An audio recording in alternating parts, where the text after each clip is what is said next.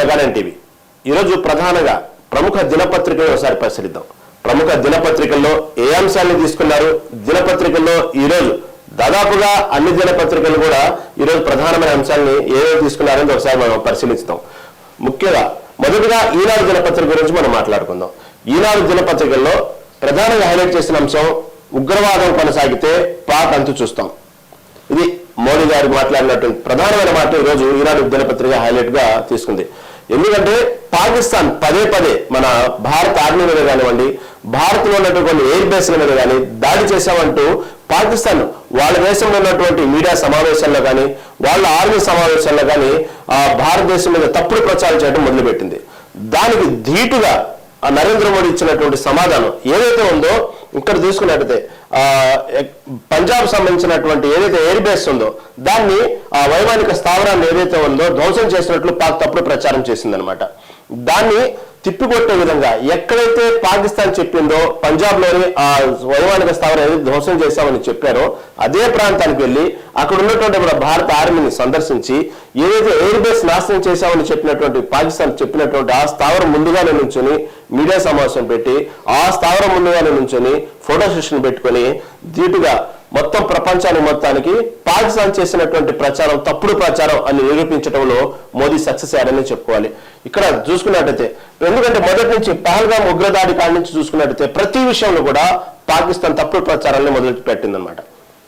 ఉగ్రదాడి చేసిన విషయంలో పాకిస్తాన్ సంబంధం లేదని మొదటిగా తీసుకుంటే, తర్వాత ఏదైతే ఉగ్రదాడులు పహల్గామ్ సంబంధించినటువంటి విషయాల్లో పాకిస్తాన్ తీసుకున్న ప్రతి స్టెప్ కూడా చాలా తప్పుడుగానే నిర్ణయాలు తీసుకుంది.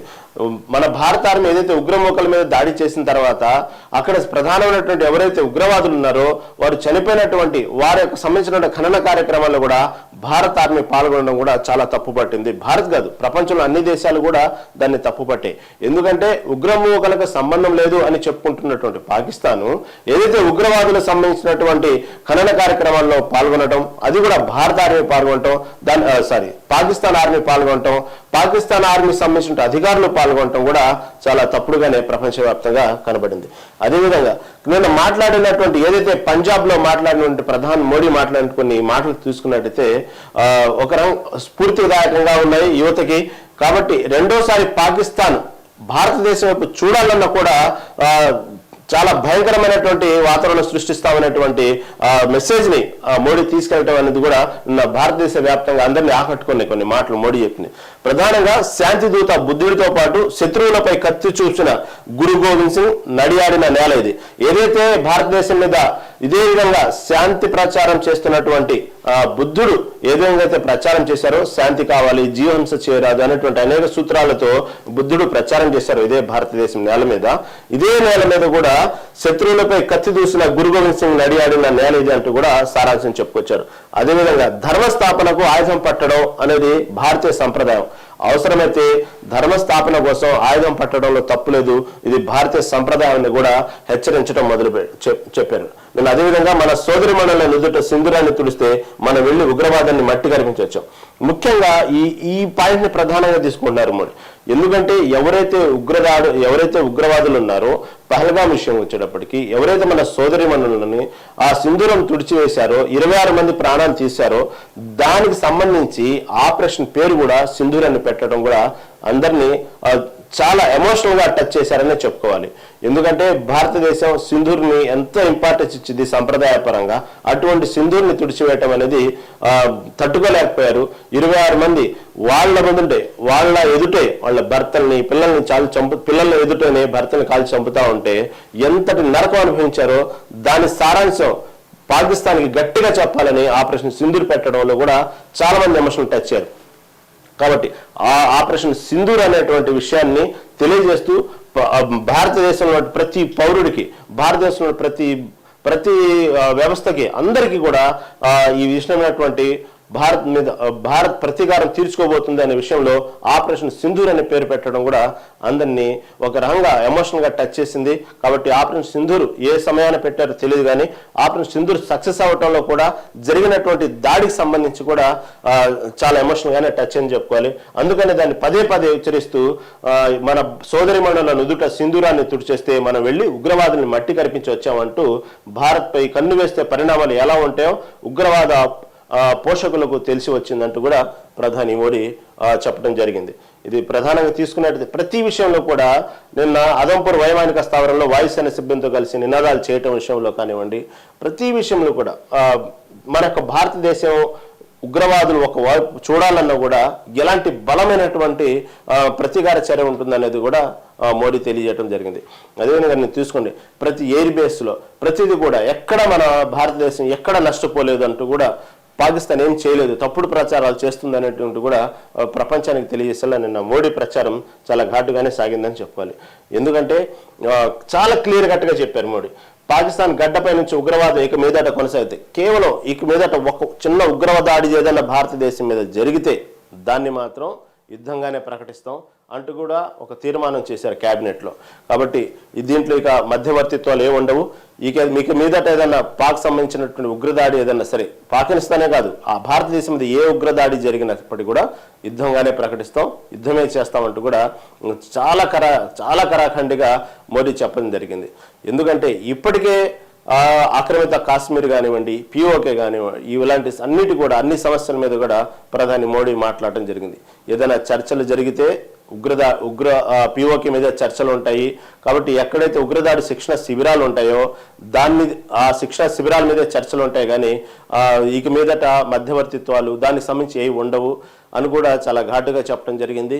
నీరు రక్తం ఒకే దాంట్లో ప్రవహించమంటూ కూడా చాలా ఘాటుగా మోడీ మాట్లాడడం అందరిని ఎమోషనల్ టచ్ చేసింది అనుకోవాలి. ఎందుకంటే ఇప్పటికే మనం సింధు జలాల మీదుగా నిషేధం విధించాం, పాకిస్తాన్కి ఊపిరాడకుండా చేసాం. అదేవిధంగా రవాణా వ్యవస్థ మీద కూడా చాలా కట్టుదిట్టమైనటువంటి ఏదైతే ఉన్నాయో ఆంక్షలు పెట్టాం. వీటన్నిటిని కూడా ఇప్పటికే పాకిస్తాన్ ఉక్కిరిబిక్కిరవుతున్న సమయంలో అవన్నీ తర్వాత సింధు జలాలు ఏదైతే రవాణా వ్యవస్థ ఉన్నాయో అవన్నీ తర్వాత చర్చలు. ముందు ఎవరైతే ఉగ్రదాడి జరిగిందో దాని మీద చర్చలు, ఏదైతే ఆక్రమిత కాశ్మీర్ ఉందో దాని మీద చర్చలు అంటూ కూడా మోడీ నిన్న ప్రధానంగా చెప్పడం జరిగింది. ఎందుకంటే యుద్ధం మాత్రం ఆగదు, ప్రస్తుతానికి విరామం ఇచ్చాం అంతేగాని యుద్ధం మాత్రం ఆగదు. ఎప్పుడు ఉగ్రదాడి మూకలు జరిగినా సరే ఇక నుంచి యుద్ధమే ప్రకటిస్తాం. భారత ఆర్మీ కూడా కావలసినంత ఫ్రీడమ్ ఇచ్చేశారు. వాళ్ళు స్వేచ్ఛగా సొంతగా నిర్ణయాలు తీసుకున్నటువంటి అవకాశాన్ని మోడీ నిన్న ప్రకటించేశారు. ఎందుకంటే ఇంకా సహనం అనేది ఇక దాదాపుగా 75 ఏళ్ల నుంచి సహనం అనుభవిస్తున్నాం, ఇక సహనం ఉండదు. పాకిస్తాన్ కావలసినటువంటి సమయం పాటించే పాకిస్తాన్ విషయంలో ఇక నుంచి సమయం పాటించేటువంటి అవకాశం లేదు. పాకిస్తాన్ కేవలం ఉగ్రమూకలు ఉన్నటువంటి ఉగ్రదాడి ఉన్నటువంటి స్థావరాలే కాదు, పాకిస్తాన్ నడిబొడ్డున వెళ్ళి పాకిస్తాన్ని మట్టి కరిపించి వచ్చాము. పాకిస్తాన్ భారత ఆర్మీ తలుచుకుంటే భారత ఆర్మీ ఎంత బలంగా ఉందో మనం రుచి చూపించామంటూ కూడా మరి చాలా ఘాటుగా విషయంలో మాత్రం పాకిస్తాన్కి గట్టి హెచ్చరికలు జారీ చేశారు. దీనికి సంబంధించి ఈరోజు పాక్ ఆర్మీ కూడా ప్రతిస్పందన ఇచ్చింది. కాబట్టి నరేంద్ర మోడీ మాట్లాడిన మాటలు రెచ్చగొట్టే విధంగా ఉన్నాయి. మేము ఎటువంటి తప్పు చేయలేదు, దీన్ని ఏదైతే ఉగ్రముఖల దాడి ఉన్నాయో దాన్ని తప్పుగా ప్రచారం చేస్తున్నారు, అసలు పాకిస్తాన్కి సంబంధం లేదంటూ కూడా పాకిస్తాన్ కూడా రిప్లై ఇచ్చింది. కానీ పాకిస్తాన్ చెప్పిన దాంట్లో ఎక్కడ కూడా మీరు గమనిస్తే పాకిస్తాన్ సంబంధించినటువంటి ఆర్మీకి సంబంధం లేదనడానికి ఎటువంటి సాక్ష్యాధారాలు కూడా వాళ్ళు చూపలేకపోయింది. ఎందుకంటే ఉగ్రముఖల దాడిలో చాలా క్లియర్ కట్గా ఎవరైతే ఉగ్రవాదులు చనిపోయారో వాళ్ళకి సంబంధించిన ప్రతి గణన కార్యక్రమం కానీ ప్రతి కార్యక్రమంలో పాక్ ఆర్మీ పాల్గొనడం మనం చూస్తా ఉన్నాం. కాబట్టి ఉగ్రవాద నిర్మూలన కోసం ప్రపంచవ్యాప్తంగా ఉగ్రవాదం నిర్మూలించాలని చెప్తున్నారు.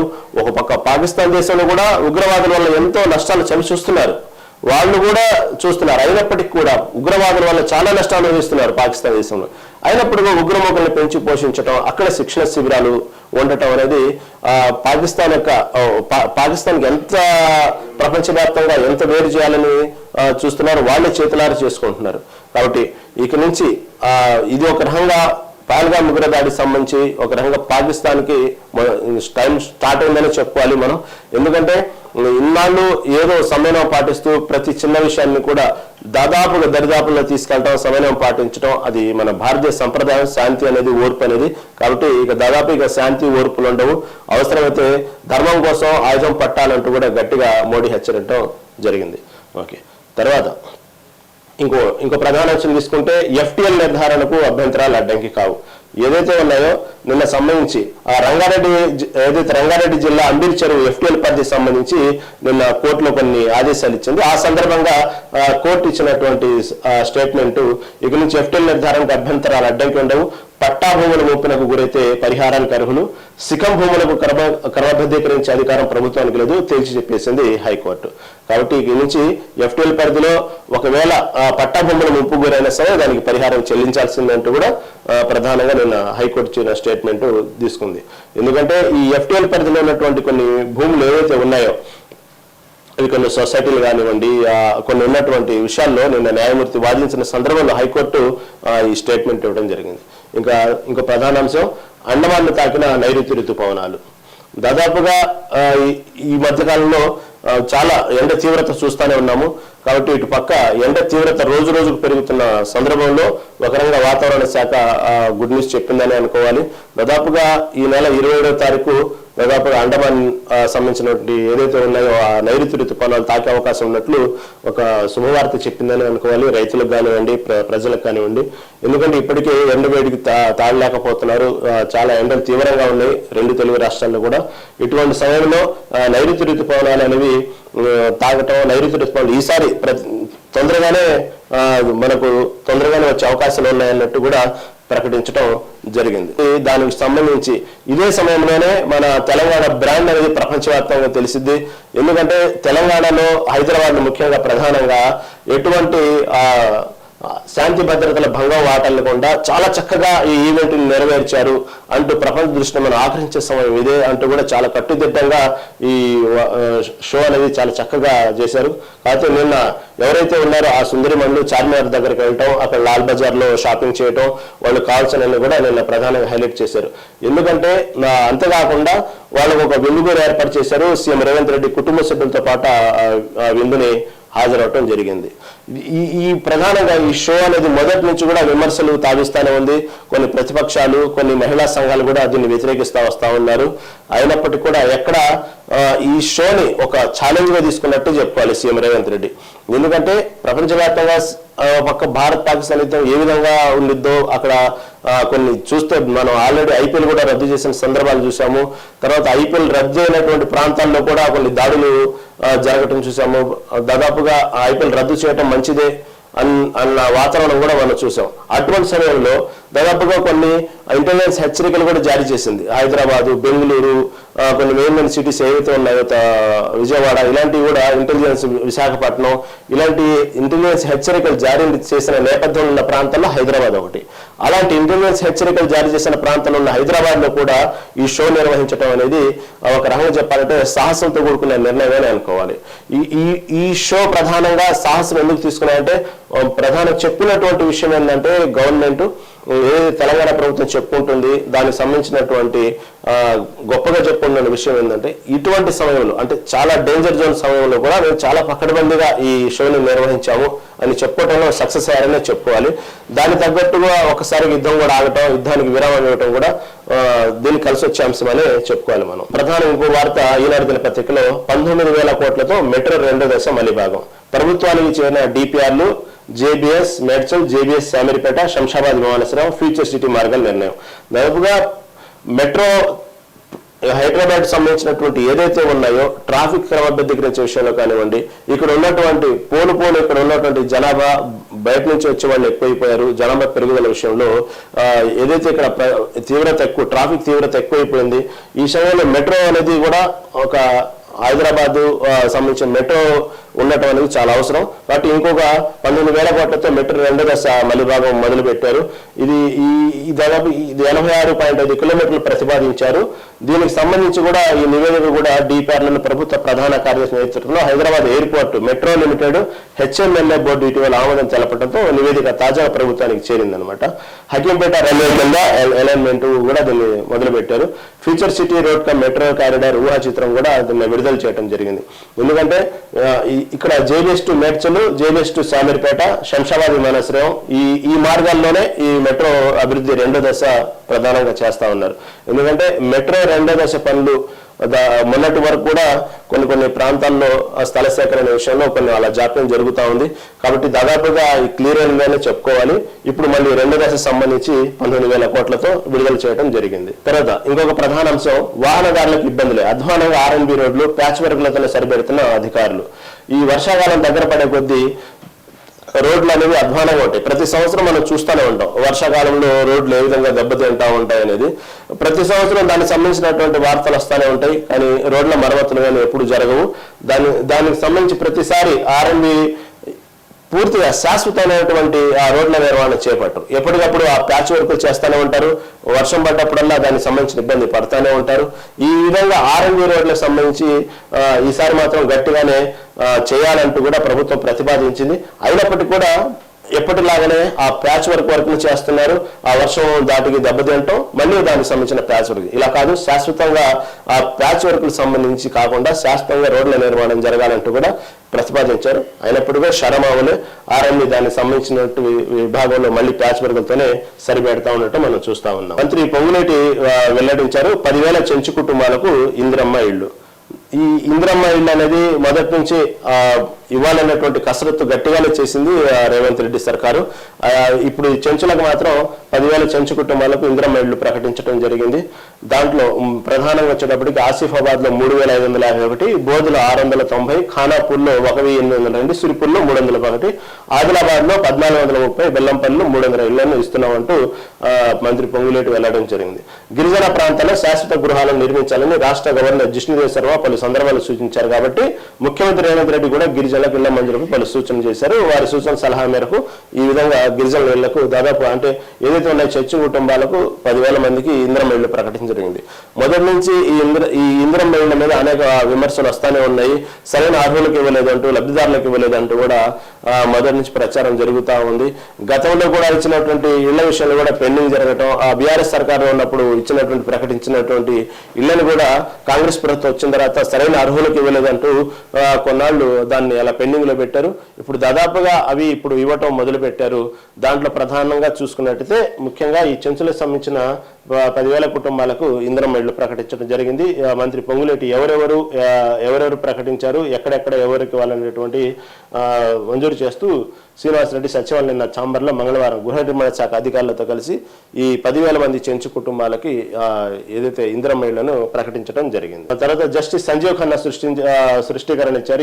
ఏ ప్రభుత్వ పదవి చేపట్టను నిన్న అంటే రిటైర్మెంట్ పదవి విరమణ సందర్భంగా చేసిన స్టేట్మెంట్ ఇది. ప్రజల విశ్వాసాన్ని పొందేందుకు అష్టించి పనిచేయటమే మార్గమని ఉద్బోధ. పదవి విరమణ చేసిన సిజే ఎవరైతే ఉన్నారో జస్టిస్ సంజీవ్ ఖన్నా నిన్న పదవి విరమణ చేయడం జరిగింది. కాబట్టి ఇక నుంచి పదవి విరమణ తర్వాత కొందరు కొన్ని బాధ్యతలు చేపడతారు. కాబట్టి ఇక నుంచి నేను ప్రభుత్వానికి సంబంధించిన ఏ బాధ్యతలు చేపట్టను, నేను ఇక విశ్రాంతి తీసుకుంటానంటూ కూడా నిన్న జస్టిస్ ఎవరైతే ఉన్నారో సంజీవ్ ఖన్నా నిన్న సిజే నిన్న స్పష్టంగా చెప్పడం జరిగిందన్నమాట. పత్రిక ప్రధానంగా సాక్షి దినపత్రికలో ప్రధానంగా తీసుకుంటే ఆధారాలు లేకుండా అరెస్టు పౌరుడి వ్యక్తిగత స్వేచ్ఛను హరిస్తుంది సుప్రీంకోర్టు. ఈ విధంగా స్టేట్మెంట్ ఇచ్చింది. ఏదైతే కొన్ని బాలాజీ గోవిందప్ప అరెస్టు సంగతి తెలుస్తాం, మీరేం చేస్తారో స్పష్టంగా అనిపిస్తుంది. వ్యవహారాన్ని మరింత మురికిగా మార్చొద్దు, రాష్ట్ర ప్రభుత్వం వచ్చేసి సుప్రీంకోర్టు వ్యాఖ్యలు. ఏదైతే ఆధారం లేకుండా అరెస్టుల మీద సుప్రీంకోర్టు నిన్న ఏదైతే ప్రతి పౌరుడికి స్వేచ్ఛ ఉన్నది, కాబట్టి ఇలా ఆధారం లేకుండా అరెస్ట్ చేయడం కరెక్ట్ కాదంటూ సుప్రీంకోర్టున స్టేట్మెంట్ ఇవ్వడం జరిగింది. ముఖ్యంగా అది పౌరుడి గౌరవం ప్రతిష్టను ప్రభావితం చేస్తుంది. కేసు పెట్టాం కాబట్టి అరెస్ట్ చేసి తీరాలన్న ఆలోచనతో ఎంతమాత్రం సరికాదు. మద్యం కేసులో ప్రభుత్వ యంత్రాంగం తీరుపై సుప్రీం విస్మయం. పోలీసులు తమ విచక్షణాధికారాన్ని జాగ్రత్త వాడాలని హితవు పలికింది. ఎంపీ మిథున్ రెడ్డి ముందస్తు బెయిల్ కోసం కొట్టివేస్తూ హైకోర్టు ఇచ్చిన తీర్పును రద్దు చేసిన సుప్రీం. హైకోర్టు తీర్పును చూస్తే ఆధారాలు పూర్తిస్థాయిలో పరిశీలించి స్పష్టమవుతున్న వ్యాఖ్య. తిరిగి విచారించి 4 వారాల్లో నిర్ణయం వివరించాలని హైకోర్టు సుప్రీం స్పష్టీకరణ. నిర్ణయం వెలువరించేంత వరకు మిథున్ రెడ్డిని అరెస్ట్ చేయొద్దని ఆదేశం. తర్వాత బాలాజీ గోవింద అరెస్ట్ సంగతి తెలుస్తాం, మీరేం చేస్తారో స్పష్టంగా కనిపిస్తుందంటూ కూడా చెప్పింది. గోవింద అరెస్ట్ నేపథ్యంలో ముందస్తు బెయిల్ పిటిషన్ నిరర్ధకన రాష్ట్ర ప్రభుత్వ న్యాయవాదులపై అసలు మద్యం అక్రమ కేసులో ధనంజయ రెడ్డి, కృష్ణమోహన్ రెడ్డిలో ఊరట. నిన్న చూసుకున్నట్టయితే దాదాపుగా నిన్న కోర్టుకు సంబంధించి ఏదైతే ఉన్నారో నిన్న ఈ ఎంపీ మిథున్ రెడ్డికి సంబంధించి ముందస్తు బెయిల్ పెట్టుకున్నారు. దాన్ని కొట్టివేస్తూ కూడా నిన్న సుప్రీంకోర్టు దాదాపుగా కోర్టు విషయాలన్నీ రాజకీయ నాయకులకి చుట్టూ తిరిగిందని చెప్పుకోవాలి. ఇటుపక్క ఆంధ్రప్రదేశ్లో వల్లభినేని వంశీకి బెయిల్ మంజూరు చేయడం, ఇటుపక్క ఎంపీ మిథున్ రెడ్డి పెట్టుకున్నటువంటి దాన్ని సుప్రీంకోర్టు ఏదైతే ఉందో ముందస్తు బెయిల్ కోసం అది కొట్టేయటం, ఇలా అంటే మళ్ళీ హైకోర్టు ఇచ్చిన తీర్పునే అక్కడికే వెళ్ళాలంటూ కూడా నిన్న స్టేట్మెంట్ ఇవ్వడం కూడా చూసింది. దాదాపు నిన్న కోర్టు విషయాలన్నీ కూడా రాజకీయ నాయకుల చుట్టూ తిరిగిందని చెప్పుకోవాలి.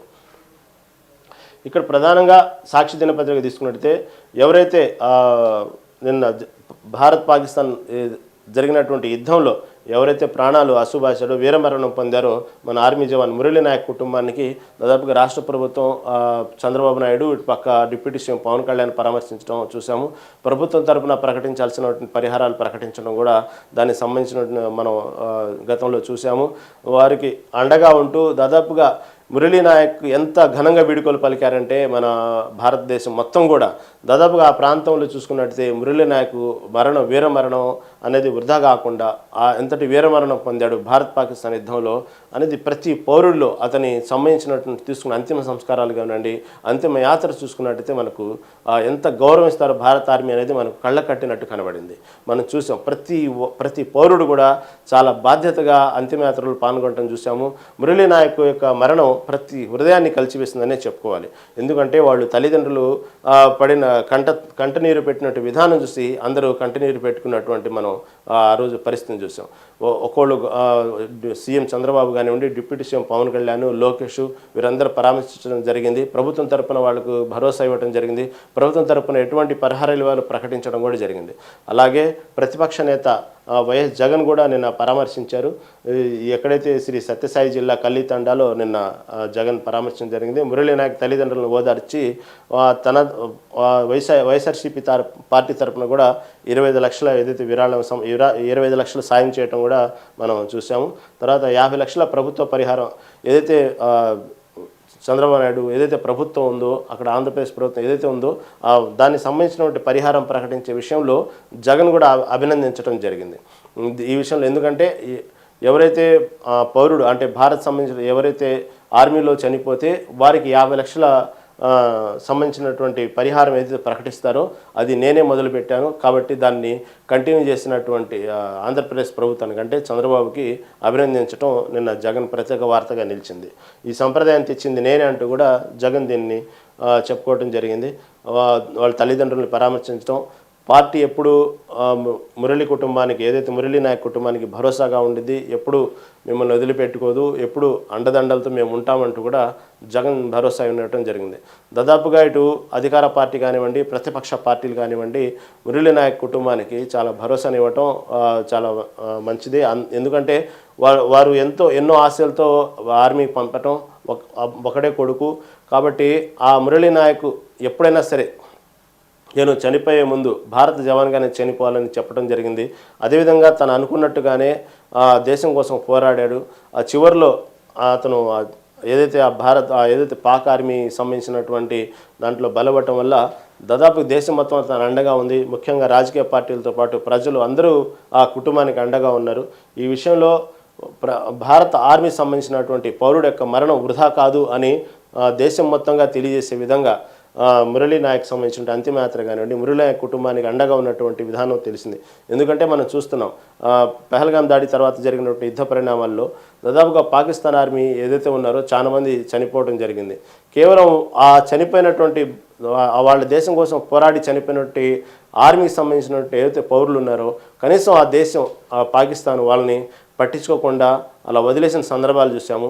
ఇంతటి గౌరవంగా వాళ్ళు ఎక్కడా తీసుకెళ్లేదు, అలాగే వదిలేసి వెళ్ళటం చూసాం. గతంలో జరిగినటువంటి యుద్ధ పరిణామాల్లో కూడా అలాగే పాకిస్తాన్ ఆర్మీకి సంబంధించిన పౌరుల్ని కనీసం వాళ్ళ కుటుంబ సభ్యులకు చేరవేయకుండా అక్కడే వదిలేసి వెళ్ళినటువంటి సందర్భాలు చూసాం.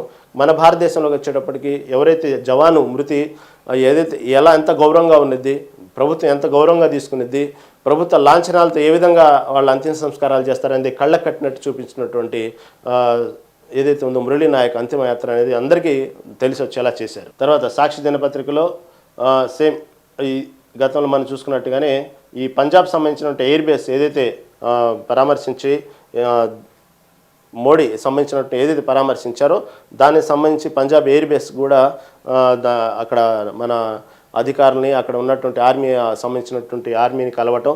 కాబట్టి మనం ఏదైతే పాకిస్తాన్ చెప్పుకుంటా ఉందో పంజాబ్ ఎయిర్ బేస్ మీద మనం దాడి చేసాం ధ్వంసమైందని, అది కాదు అంటూ కూడా ప్రపంచాన్ని తెలియజేసే విధంగా దాని ముందే నుంచొని అక్కడ ఉన్నటువంటి మన ఆర్మీతో కలిసి ప్రధాని నరేంద్ర మోదీ మాట్లాడినటువంటి దృశ్యాలు మనం నిన్న చూసాము. చాలా ఘాటైనటువంటి స్టేట్మెంట్లు ఇవ్వటం కూడా మనం చూసాం.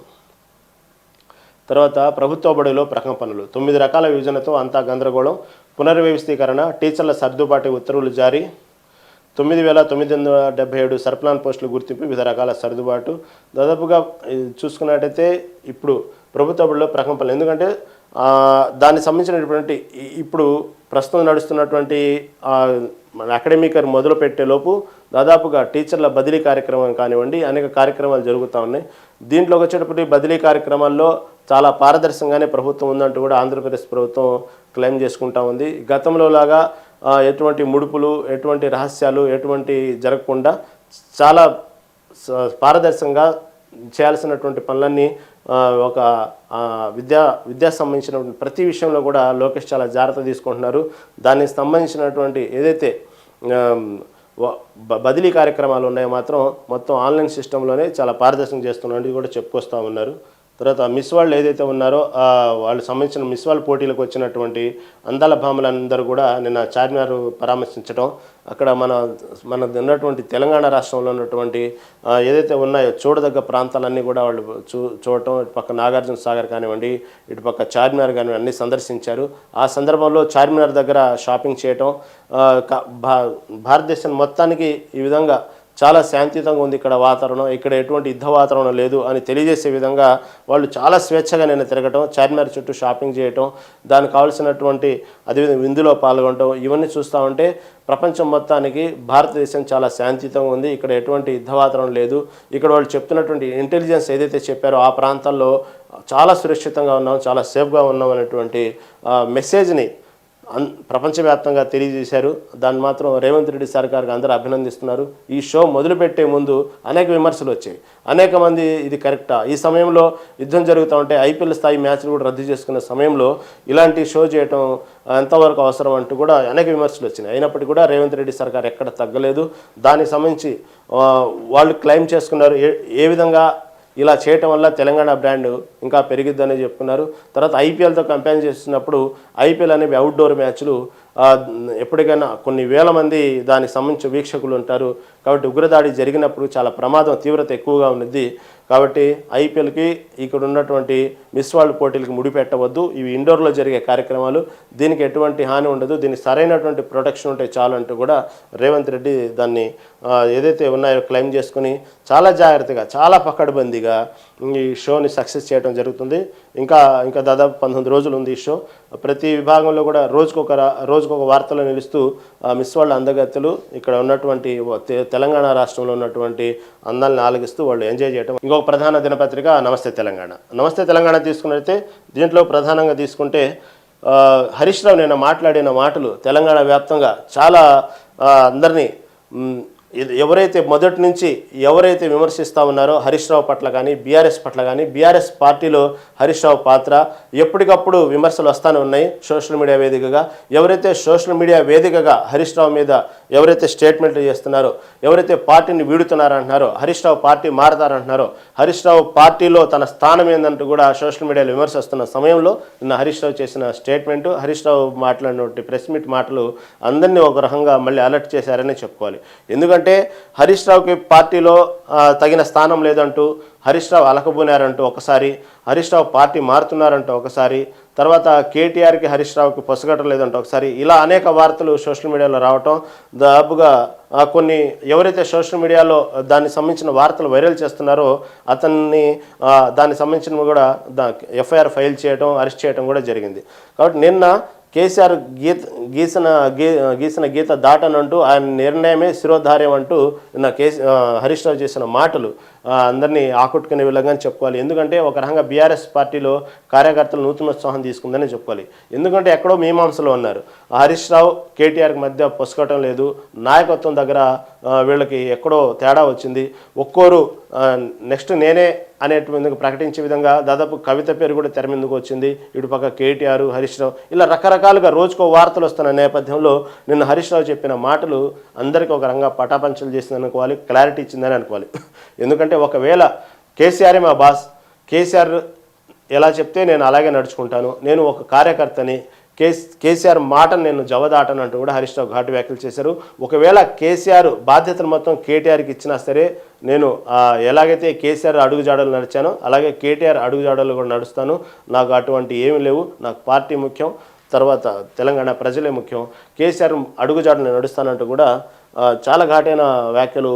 నిన్న ఒక రకంగా చెప్పాలంటే బీఆర్ఎస్ పార్టీకి కార్యకర్తలకు క్లారిటీ ఇవ్వటమే కాదు, పార్టీలో ఒక నూతనోత్సాహం వచ్చిందని కూడా చెప్పుకోవాలి. నేను చెప్పిన మాటలు, నా లీడర్ కేసీఆరే, నేను కేసీఆర్ సైనికుడిని, కేసీఆర్ ఆదేశిస్తాడు, హరీష్ రావు పాటిస్తాడు, కేసీఆర్ ఆదేశాలే మా అందరికీ అంతిమం, కేటీఆర్ నాయకత్వాన్ని అప్పగిస్తే స్వాగతిస్తా, సంపూర్ణంగా సహకరిస్తా, కలిసి పనిచేస్తా, పార్టీలో నాయకత్వ పంచాయతీ లేనే లేదు, సోషల్ మీడియాలో ఫేక్ ప్రచారం చేస్తున్నారు, దీనిపై ఇప్పటికే పోలీసులకు ఫిర్యాదు చేశాం, కుండ బద్దలు కొట్టిన మాజీ మంత్రి హరీష్ రావు.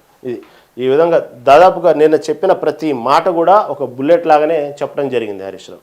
ఎందుకంటే మొదటి నుంచి ఇదే ప్రచారం, హరీష్ రావు పార్టీ మారుతున్నారంటాం, హరీష్ రావు కొత్త పార్టీ పెడుతున్నారంటాం, లేకపోతే కేటీఆర్కి హరీష్ రావుకు పొసగట్లేదు, ఇలాంటి వార్తల నేపథ్యంలో నిన్నటువంటి పార్టీ నాయకత్వాన్ని కేటీఆర్కి అప్పగించాలని కేసీఆర్ ఒకవేళ నిర్ణయిస్తే దాన్ని సంపూర్ణంగా స్వాగతిస్తా, ఖచ్చితంగా 100% కేటీఆర్ సహకరిస్తా, క్రమశిక్షణ కలిగిన కార్యకర్తగా పార్టీ నిర్ణయాన్ని, కేసీఆర్ నిర్ణయాన్ని శిరసావహిస్తానే తప్ప గీత దాటే వ్యక్తిని కాదు అంటూ కూడా మొత్తానికి క్లారిటీ ఇచ్చటం జరిగింది హరీష్ రావు. ఇక మీద నుంచి దీని మీద ఎవరైనా బీఆర్ఎస్ పార్టీ మీద కానీ, హరీష్ రావు పార్టీ మారే విధానం మీద కానీ, హరీష్ రావుకి బీఆర్ఎస్ పార్టీలో ఉన్న స్థానం మీద ఇక మాట్లాడడానికి ఇక నుంచి మాట్లాడే విధంగా మాట్లాడే అవకాశం ఇవ్వలేదు హరీష్ రావు, చాలా ఘాటుగానే విమర్శించారు.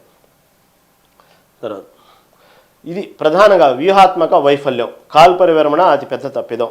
ఈ మొదటి నుంచి చూసుకున్నట్లయితే ఎంతైతే పహల్గాం దాడి తర్వాత జరిగినటువంటి ఆపరేషన్ సింధూర్లో భాగంగా దాదాపుగా పాకిస్తాన్గా తుడుచుకుపెట్టుకుపోవడమే ఖాయము, పటంలో పాకిస్తాన్ అనే పటం లేకుండా క్లియర్ చేయటమే ఇక నెక్స్ట్ తరువాయి, ఇక పాకిస్తాన్ పటం అనేది కనబడదు కాబట్టి అనేటువంటి వాతావరణం, దాదాపుగా యుద్ధ వాతావరణంలోనే దాదాపుగా పాకిస్తాన్ పని అయిపోయింది. ఇంకా 2-3 రోజులు కనుక యుద్ధం అలాగే కొనసాగితే పాకిస్తాన్ మొత్తం కూడా తుడిచిపెట్టుకోవడం ఖాయం అనేటువంటి వాతావరణం మనం చూసాం. ఒకేసారిగా ట్రంప్ మధ్యవర్తిత్వం ద్వారా యుద్ధం ఆగిపోవటం, అంటే ప్రస్తుతానికి విరామం ఇవ్వటం, కాల్పుల విరామం ఇద్దాం, తర్వాత చర్చలు మాట్లాడుకుందాం అంటాం, దానికి ఎవరైతే సీజ్ ఫైర్కి 2 దేశాలు అంగీకరించడం ఎప్పుడైతే జరిగినాయో అప్పటి వరకు ఊపిరి పీల్చుకున్నాం అనుకున్నారు కొంతమంది, ఓకే సీజ్ ఫైర్ సరైన నిర్ణయం అని కొంతమంది అనుకున్నారు.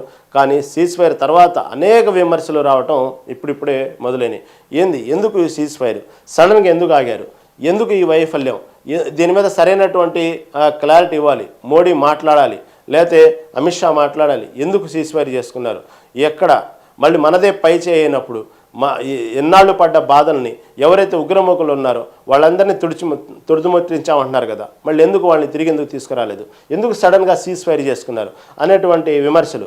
అయినా ట్రంప్ మధ్యవర్తిత్వం ఏంది, ఎక్కడ వాణిజ్య ఒప్పందాలు మీరు చేసుకున్నారు, ఏ వాణిజ్య ఒప్పందాలు చేసుకోవటం వల్ల ట్రంప్ మాటలు మీరు వింటున్నారు, అది మాకు బహిర్గతం కావాలి. ఎందుకంటే ట్రంప్ బహిర్గతంగానే చెప్పడం జరిగింది, ఏదైతే నేను యుద్ధం ఆపాను, వాణిజ్య సంబంధాలు ఉండవండు ఇద్దరికి వార్నింగ్ ఇచ్చాను, రెండు దేశాలు నా మాట విన్నాయి, ఇక నుంచి వాళ్లకు వాణిజ్యమైనటువంటి సంబంధాలు మీరు కనుక యుద్ధం చేస్తే ఉండదు అని గట్టిగా హెచ్చరించాను, కాబట్టి వాళ్ళు యుద్ధం ఆపారు, ఇక నుంచి వాళ్ళతో నాకు వాణిజ్య ఒప్పందాలు సజావుగా సాగుతాయి అంటూ కూడా ట్రంప్ చేసిన వ్యాఖ్యలు ఇంకా బలం చేకూరుస్తున్నాయి.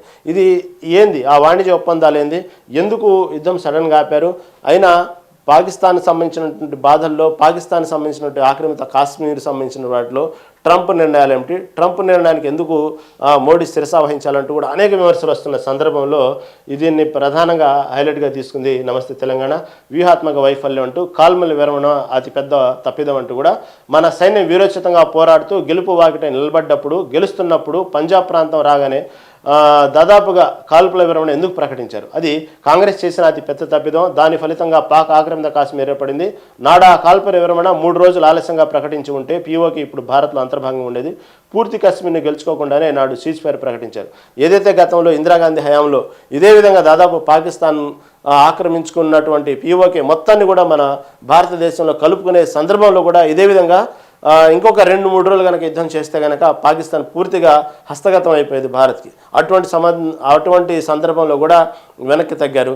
మళ్ళీ అటువంటి సందర్భం వచ్చినప్పుడు మళ్ళీ ఎందుకు ఈ సీజ్ ఫైర్ ఎందుకు అనేది అంటే కూడా ప్రధానంగా వస్తున్నటువంటి విమర్శల్లో ఇదొక ప్రధాన విమర్శ. తర్వాత కాల్ముల విరమణతో మసకబారుతున్న మోదీ సుసేత, భారత ప్రాంతీయ ఆధిపత్యాన్ని దెబ్బకొట్టిన అమెరికా జోక్యం, క్రమంగా అగ్రరాజ్యం విదేశంగా భారత్ మారనుందా? Global political economist columnist Bhim Burjil విశ్లేషణ.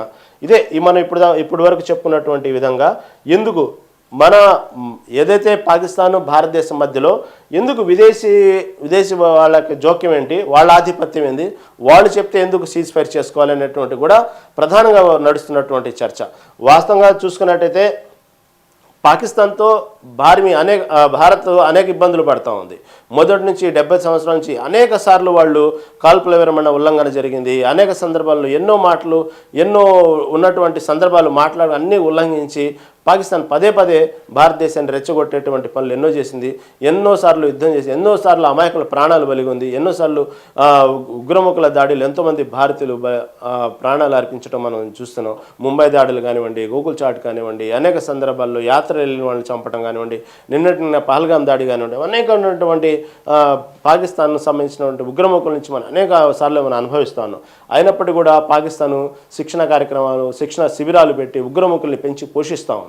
ఎటువంటి సందర్భంలో ఏదైతే కేవలం శిక్షణా స్థావరాల మీద యుద్ధం కాదు, పాకిస్తాన్ దుర్బుద్ధి బయటపడింది. కాబట్టి పాకిస్తాన్ మొత్తాన్ని ఏదైతే ఆక్రమిత పీఓకే ఉందో మొత్తాన్ని మన భారతదేశం మళ్ళీ స్వాధీనం చేసుకున్నటువంటి సందర్భం, కావాల్సినంత బలం, కావాల్సినంత ఆర్మీ, కావాల్సిన సందర్భం కరెక్ట్గా మనం ముందుకెళ్తే అయిపోయే సందర్భంలో ఎందుకు ఈ సీజ్ ఫైర్ చేశారని దాని మీద కూడా ఎవరైతే కాలమిస్ట్ భీమ్ బుర్జిల్ విశ్లేషణ చాలా చక్కగా వివరించారని చెప్పుకోవాలి.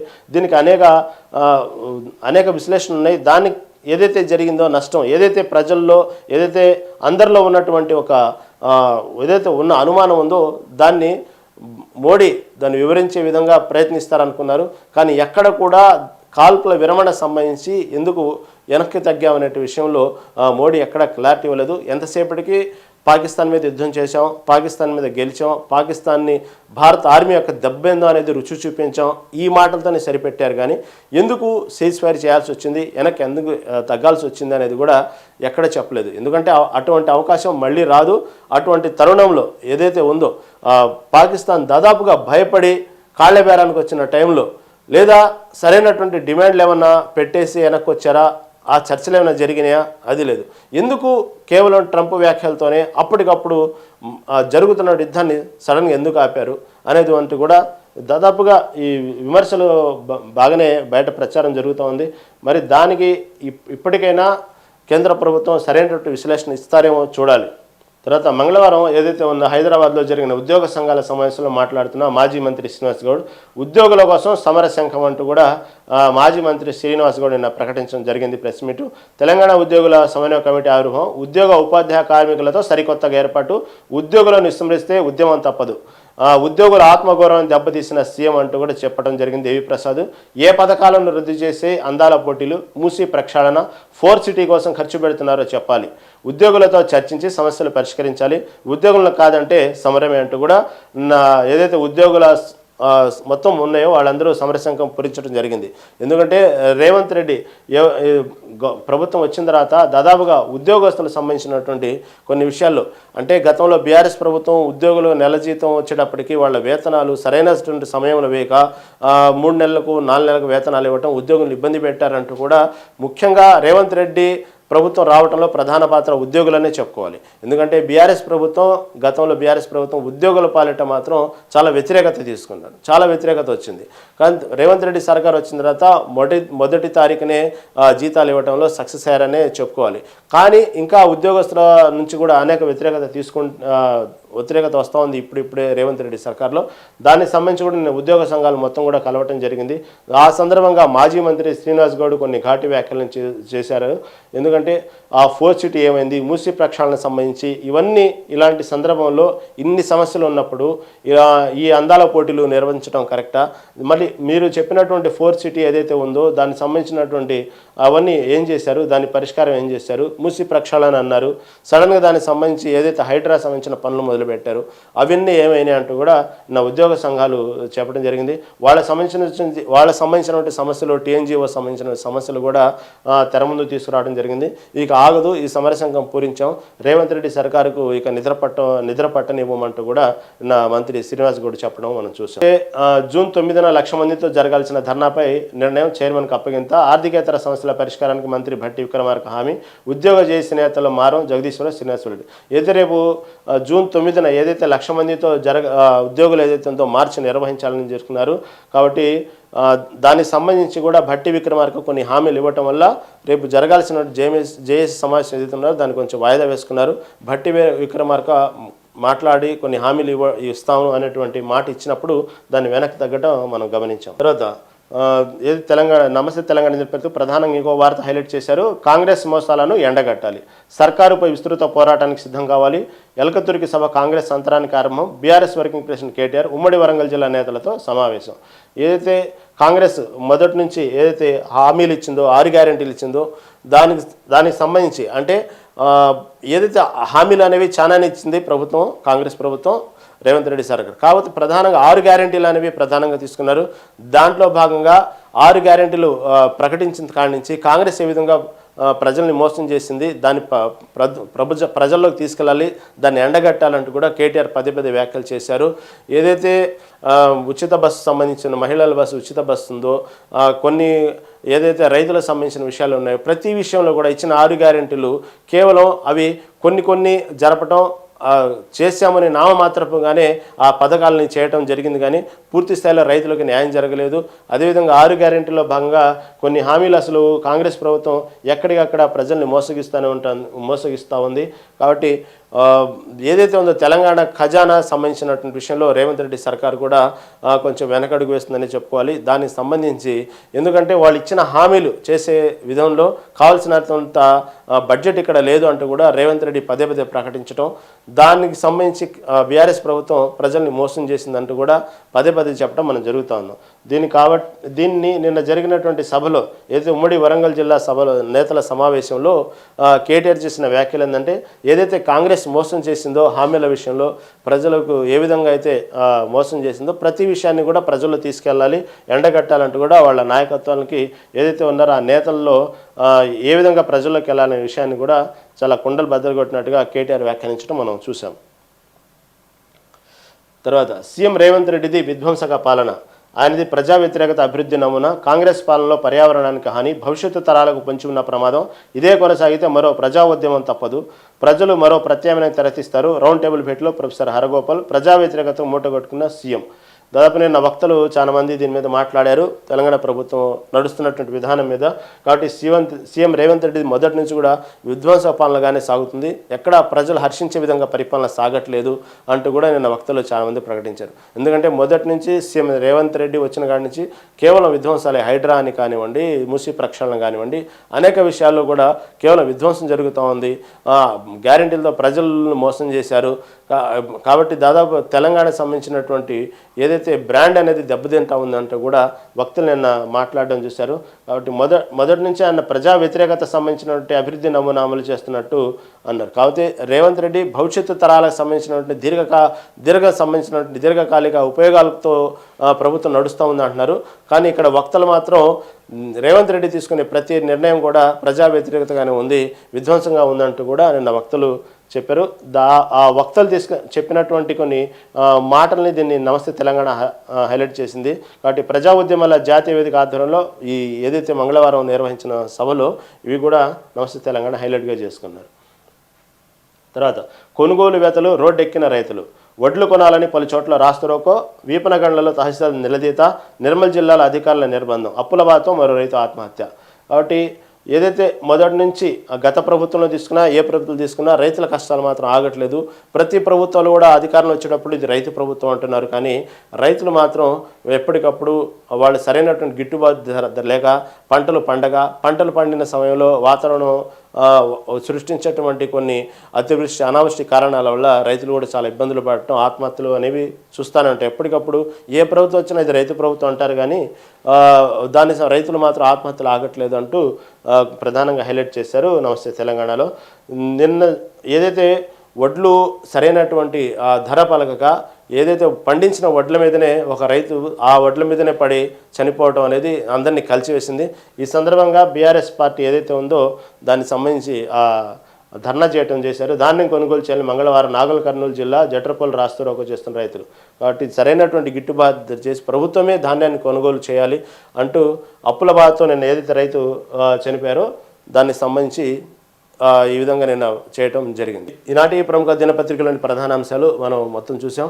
దాదాపుగా ఇటుపక్క మోడీ నిన్న జరిగినటువంటి పంజాబు ఏదైతే అధికారులను కలవటం, అక్కడ ఉన్నటువంటి ఆర్మీతో కలవటం, పాకిస్తాన్ చేసుకున్నటువంటి ఏదైతే ఉందో దుష్ప్రచారాన్ని తిప్పికొట్టే విధంగా ఆ ఎయిర్ బేస్ దగ్గర ఏదైతే ప్రధాని మోడీ పరామర్శించడం ప్రధాన దినపత్రిక హైలైట్గా తీసుకున్నారు. ఆ తర్వాత హరీష్ రావు మాట్లాడినటువంటి మాటలు దీన్ని ప్రధానంగా తీసుకున్నారు. ఇలా తర్వాత వాతావరణానికి సంబంధించి కూడా తొందరలోనే మనకు ఋతుపవనాలు వస్తున్నాయి, కాబట్టి ఇది శుభపరిణామం అంటూ కూడా మంచి వార్తలు, రైతులకు మంచి అవకాశం, అది అందరికీ ప్రజలందరికీ కూడా ఎండ తెరిపి నుంచి బారిన పడకుండా తొందరగానే ఋతుపవనాలు వస్తున్నాయంటూ కూడా కొన్ని వార్తలు హైలైట్ చేస్తాం. ప్రతి దినపత్రికలు చూసుకుంటే ఈ మొత్తం మీద మన భారత ఆర్మీ చేసినటువంటి సేవలు కానీ భారత ఆర్మీ చేసినటువంటి సింధూర్ ఆపరేషన్లో విజయం సాధించినట్టు కూడా ప్రతి దినపత్రిక ప్రధానంగా తీసుకుంది. అది ఈనాటి దినపత్రికలు ప్రధాన ఉన్నట్టు వార్తలు. చూస్తూనే ఉండండి మెగా 9 టీవీ.